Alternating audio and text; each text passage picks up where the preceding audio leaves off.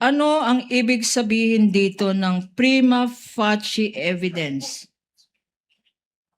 Ang ibig sabihin po ng prima facie evidence under 8.3 ay nagkaroon po ng presumption na ginamit yung funds for the personal use and benefit of the accountable officers. So kung ang accountable officer at masasabi mo ba na ang Vice President at ang and concurrently Secretary of Education, masasabi mo ba na accountable officer ito?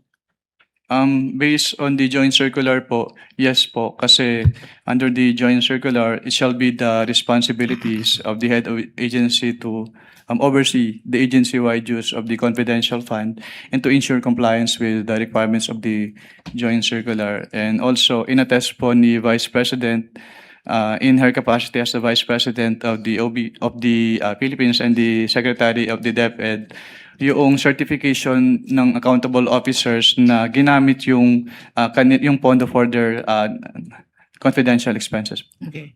Ngayon, ang confidential fund, sa binasa mo, ang confidential fund ba ay public fund? Yes, ma'am.